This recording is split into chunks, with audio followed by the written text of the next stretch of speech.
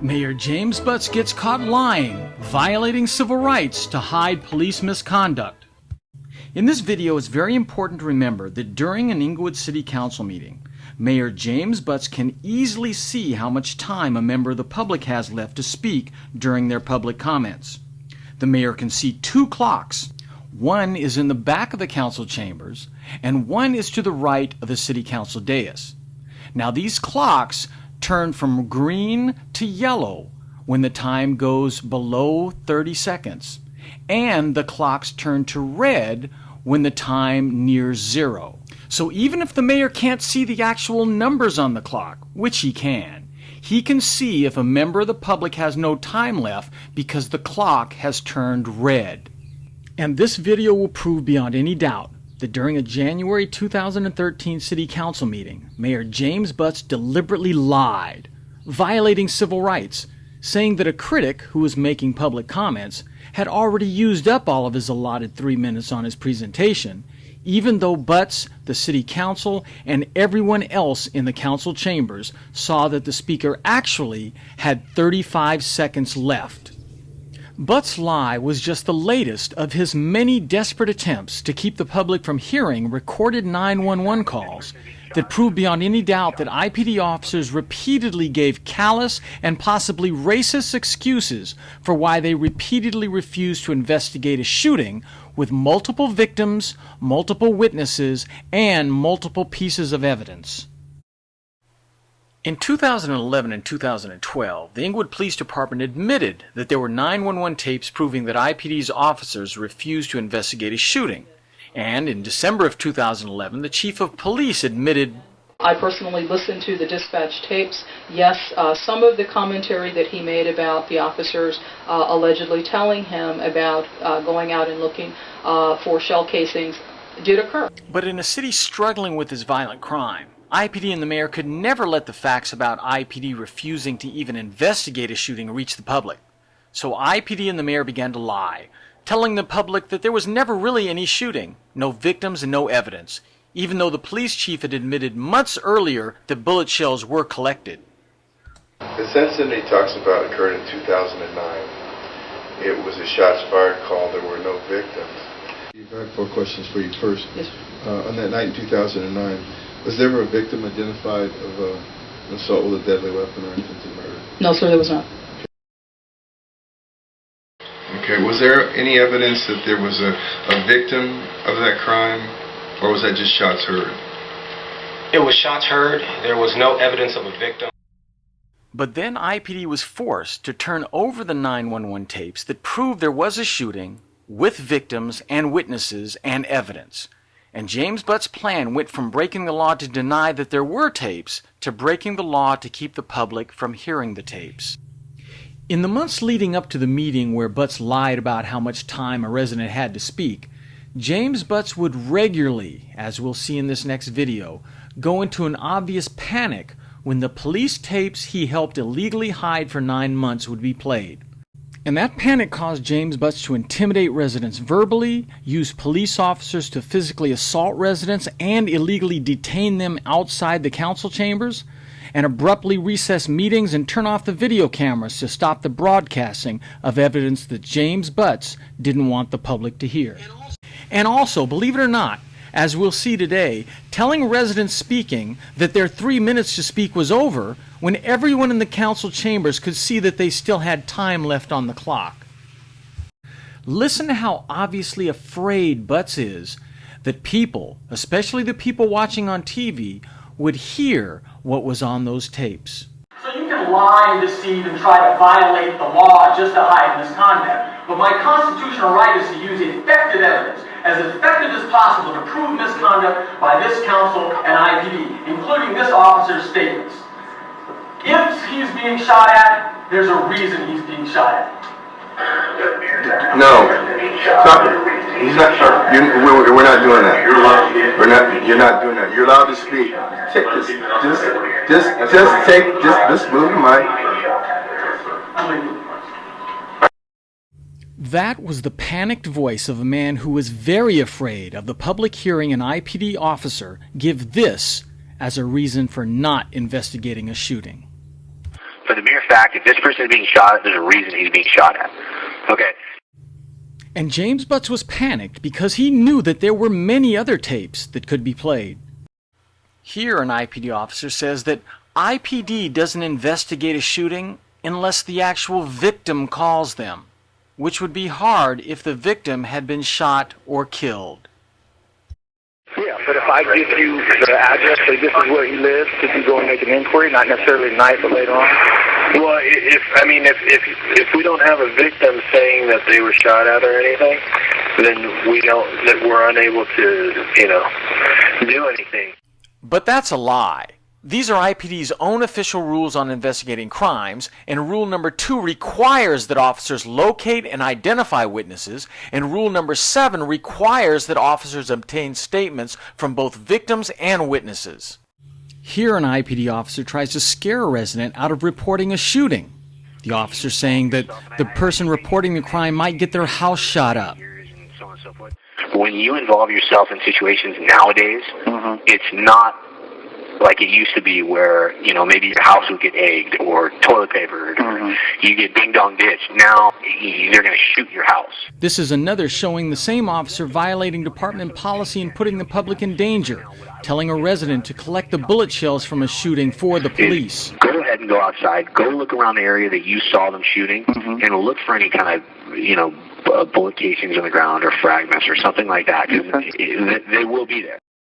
But that just happens to violate rule number 6 of IPD's rules that states that police have the obligation to, quote, protect and preserve the crime scene to ensure evidence is not contaminated, damaged, lost, or removed.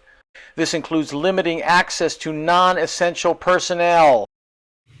Now, I encourage anyone who doubts in any way what I'm about to show to go to the City of Inglewood's website, click on the city's YouTube channel, go to the 2013 City Council meetings, and look at the January 22nd, 2013 meeting, beginning at 2 hours, 11 minutes, and 21 seconds. Mr. Teixeira. Mr. Mayor, Council, my name is Joseph Teixeira. 16 months ago, I began asking this council to work with IPD to improve the way it investigated violent crimes. This council is the executive board of Inglewood, and as much as you want to avoid it, you are ultimately responsible for the performance of our police department. I told this council that I was a witness to my neighbor's son and his friend being the victims of a drive-by, 60 feet from me, where I saw both the victims and the car that shot at them. And if the shots were 1 second sooner, I could have been shot. But IPD repeatedly made lame excuse after excuse for not doing their job, not even trying to speak to one of the victims who lived just a few houses down the street from me. IPD didn't even write a police report on the shooting. Way back in September, I told this council that there were IPD phone logs, tape recordings, that IPD's Captain Sissick played for me, that proved my allegations beyond any doubt, but this council bent over backwards to avoid personally looking into the matter. And in fact, the mayor repeatedly helped IPD lie to the public to cover up the facts. Now, I'm going to speed up the video to save time, but remember, the city's own timestamp is still ticking at the bottom. Remember, the resident's comments started at 2 hours, 11 minutes, and 21 seconds. So if his 3 minutes to speak were up when James Butts says he's out of time, the clock should read 2 hours, 14 minutes, and 21 seconds. But it won't, because James Butts lied. He lied when everyone in the council meeting could see that the time was still on the clock. He lied because he was so afraid of what was being played on those tapes. The night my neighbor's teenage son and his friend, who were just walking down the street wearing regular clothes, were almost killed by a drive-by, one of the excuses IPD gave me for not talking to the victim was, quote, for the simple fact that if this person's being shot at, there's a reason he's being shot at, unquote. This is that officer. Sergeant, your time is up, Mr. Teixeira. Take it. No, actually, he has... We're in recess. Sergeant Arms, remove him. And so James Butts makes the cameras go black because he was so afraid that the public would hear what that officer said. He was so afraid that he said the speaker was out of time, even though everyone in the council meeting saw that he had 35 seconds left. Your time is up, Mr. Teixeira. Your time is up, Mr. Texer. Your time is up, Mr. Texer. In their public comments at the end of the meeting, 2 council members confirmed that there was actually 35 seconds left on the clock when James Butts said that there was no time left. I would like to also address the issue of Mr. Truchere for the record. 35 seconds remained on the clock. Mr. Truchere was stopped, obviously, because the only reason could be because he was going to play a cassette recorder. When I was a member of the public and I came to that podium, I would play a tape recorder. I was never removed. Why this new policy exists, I do not know. With regard to the individual who was speaking at the podium, he did have 35 seconds left when he started the audio recording, and he is correct when he says nowhere in the Brown Act does it say he cannot do that. That was his time, and if he chooses to use some of that time to present a recording, I believe he has a right to do that. Now, it's very important to note that even after 2 council members clearly stated that James Butts lied when he said that the speaker was out of time, James Butts never denied this fact. Butts was apparently so afraid that the public was hearing the 911 tapes that proved that he had illegally helped hide serious police misconduct that he panicked and told a blatant lie, knowing that people watching from home couldn't see the clocks and wouldn't know that the speaker had 35 seconds left to speak. And that's James Butts in a nutshell. He will blatantly lie if he thinks he can get away with it. And he will blatantly violate a person's civil rights if he thinks he can get away with it. And that's not just according to me, but it's also according to the LA County DA's office, its Bureau of Fraud and Corruption Prosecutions. The DA wrote James Butts and the council this 4-page letter, stating that in at least 2 council meetings, James Butts had violated state law, the Brown Act, and the First Amendment to the U.S. Constitution by illegally ejecting a member of the public from council meetings without just cause. And the DA's office appears to specifically contradict James Butts' claim that the city council could eject residents from meetings for playing audio tapes during their public comments. The DA states that a citizen can only be ejected from a meeting if something that the citizen did, quote, actually caused disruption of the meeting, unquote. And in case you didn't know, no other city in the South Bay bars its residents from playing audio recordings in meetings. In fact, many cities, like Santa Monica for instance, provide overhead projectors, computers, and allow residents to use whatever media they think will help them get their point across to the city council. Here a man uses an audio recording. For so long. I'm recording birds in my backyard on March 30th for Snow White and the Huntsman. And this is 7 a.m., 8 a.m., 9 a.m. in the morning. You know, I work 70, 80 hours a week. I have 3 jobs. There's no sleep. It's horrible. And if you're wondering if this gentleman got ejected from Santa Monica's council meeting for playing an audio recording, of course he didn't. Inglewood has the highest percentage of African American residents of any city in the South Bay and West Side, including Los Angeles, and has an even higher percentage of Latino residents. It's a disgrace that Inglewood's mayor, a man of color, thinks that Inglewood's residents don't deserve the same rights as residents in the surrounding, primarily white cities. So after James Butts blatantly deceived the television viewers and said that the speaker's time had run out. Sergeant Marks, your time is up, Mr. Texer. Take it.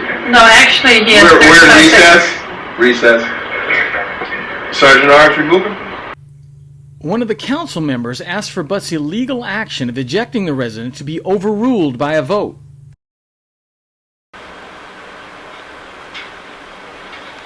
Back on the record. All right, I move that we overrule the chair. Mr. Texera did not violate the rules of decorum. He did not violate the Brown Act. He does have legal authority to play a tape recording during his 3 minutes. So I move to overrule the chair's decision and have him removed. I second. Now, what the councilwoman stated is very important. She said that it was not a violation of Inglewood's rules of decorum for council meetings and not a violation of California's Brown Act to play audio recordings in city council meetings. And by law, that is the only way that you can deny someone their time to address the council. These are the Inglewood City Council's rules of decorum, And nowhere in them does it state that speakers can't play audio recordings during their public comments. And as we've seen, other cities in the Southland welcome their residents using audio recordings to make a point. This is 7 a.m., 8 a.m., 9 a.m. in the morning. You know, I work 70, 80 hours a week. I have 3 jobs. There's no sleep. It's horrible. And this is California Code 54950.5, otherwise known as the Brown Act. This act governs the rules of all legislative meetings in California, including city council meetings. And nowhere in the 30 or so pages of the Brown Act does it forbid public speakers at city council meetings from using audio recordings. The statute is introduced with a very important statement. It states, "The people of this state do not yield their sovereignty to the agencies which serve them. The people, in delegating authority, do not give their public servants the right to decide what is good for the people to know and what is not good for them to know." Unquote. And that's exactly what James Butts did. And he lied and violated civil rights to do it, for his own benefit, to hide the fact that the Inglewood Police Department had serious problems and that he had violated the law for 9 months to hide those problems. So remember, the councilwoman asked for a vote to overturn James Butts' act of denying a resident the right to continue to address the council by saying that the resident was out of time. Back on the record. All right, I move that we overrule the chair. Mr. Texera did not violate the rules of decorum. He did not violate the Brown Act. He does have legal authority to play a tape recording during his 3 minutes. So I move to overrule the chair's decision and have him removed. I second. Now, pay close attention to some things that indicate that other city officials were not comfortable with what James Butts did. First, Councilman Ralph Franklin tries to get out of voting on the motion to overrule Butts. Then, before the final vote is taken, the city clerk actually leaves the room and has her deputy take the vote. Madam City Clerk. Council members, Stevens. Aye. Dunlap. Aye. Morales. Nope. Franklin. I abstain. I didn't get the motion. Oh, I'll repeat the motion. The cowardly Franklin did not want to go against Mayor Butts. He could have easily asked for the motion to be read again, but he tried to avoid the entire issue by abstaining. Eloy. Mayor, the Councilmember Dunlap made the motion to overrule the chair to have Mr. Texera removed. So far, we had Council members Stevens and Dunlap voting yes. We had Morales no, and Member Franklin abstaining. So we're waiting for your vote now. Well, actually, I believe Councilman Franklin said he didn't hear the motion and he wanted to have it read. That was the motion to overrule the chair to have Mr. Texera removed. Because he did not violate the Brown Act. Thank you. So Mayor, point of order, City Attorney, am I at liberty now to vote, since I've now been educated about the vote? And the question again, to overturn the mayor's decision. I say no. Mayor Butts? No. Any further public comment? So to summarize, for 9 months, James Butts helped the Inglewood Police Department illegally withhold 911 tapes that proved that their officers repeatedly refused to even investigate a shooting, with multiple victims, multiple witnesses, and multiple pieces of evidence. Those tapes were only released after the police chief at the time, Jacqueline Seabrooks, resigned. And after those 911 tapes were finally released and began to be played at council meetings, James Butts continued to help IPD hide that police misconduct by repeatedly abusing his power as city council chairman to hide evidence from the public. He'd tell people that they were out of time for public comments when they actually weren't. He'd use police officers to intimidate and assault residents. He'd abruptly recess meetings and have the TV cameras turned off to keep the public from hearing evidence. And according to the LA County DA, he repeatedly and illegally ejected residents from meetings, which violated both state law and the United States Constitution. James Butts, the lying, law-breaking, civil rights violating mayor.